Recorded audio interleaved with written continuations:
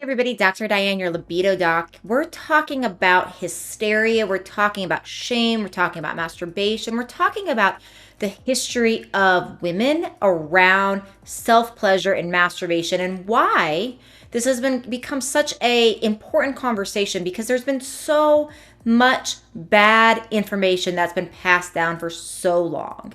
Back in the Middle Ages, the uterus was actually thought of as bad and was thought of as blocking energy and causing problems.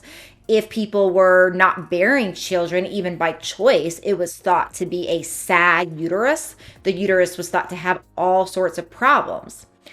As centuries went by, there was more and more stories like this until we reached the early 1900s when women were actually deemed as having female hysteria, basically this type of emotional response that was not calm. They weren't calm, they were reactive. Frankly, they were just having emotions and not a healthy way of expressing them.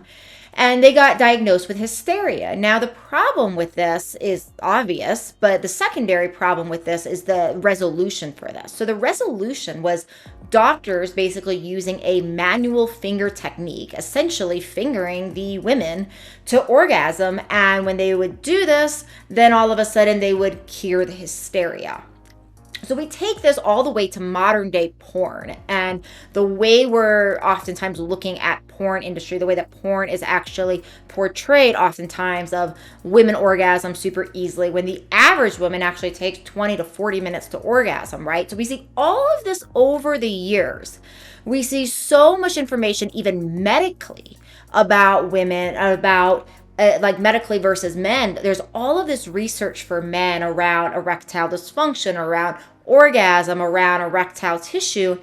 And the studies around women are still so bleak and limited. It's very, very frequent that women are surprised when I tell them that blood flow and a lack of blood flow is actually one of the key things that could be going on with a low libido, right? Because we talk about that with men, but oftentimes we don't talk about that with women. So where does the shame picture come in? So if we take this all the way back to, say, Middle Ages, when the uterus was sad and the uterus was blocking chi and the uterus was all these problems, there was all of this shame that actually got really started around women's anatomy, around even having a uterus was something to be sometimes shameful for, right? To be shamed about.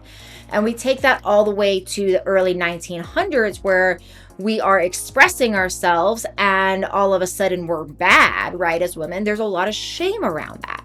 So this isn't to, blame anybody in current day scenario. This is basically to illustrate the problem that we have here around masturbation as bad.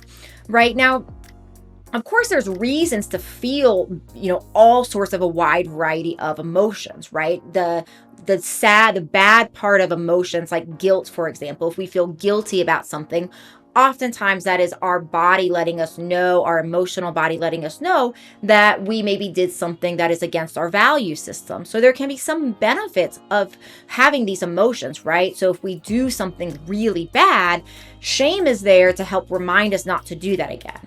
However, when it comes to things like female anatomy, something like shame is very, very, very misplaced because now we're doing something that is not bad.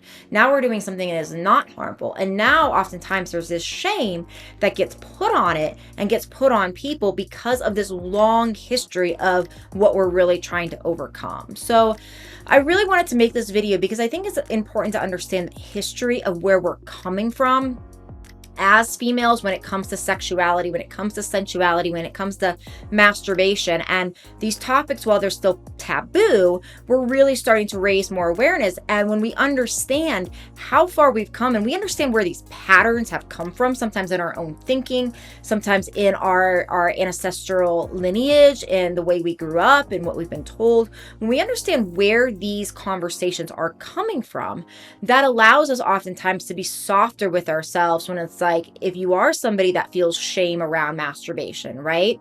Remember that this is, you're repatterning societal patterns that stem back from the Middle Ages, right? So if you're experiencing that, if you're experiencing any sort of shame, like body shame or genital shame or self-pleasure shame, I really encourage you to be kind and soft with yourself, because what you're really doing is you're not just really working to repair what's happening inside of you. We're working to repair what has happened for so many societies and for so many years of uterus is bad, hysteria is bad, female orgasm is bad, all these different things that we see in the medical and historical literature around female anatomy and female arousal. So this is your short, brief history lesson on that to hopefully help you with any sort of calmness, of any sort of understanding of yourself, and hopefully to give you permission to love yourself and to be very, very kind and continue your own personal sexual exploration in a safe and healthy and deeply intuitive way, tuning into your own body's responses. All right, everybody, I hope this has been helpful. Please do subscribe to my channel. I'll see you in another video.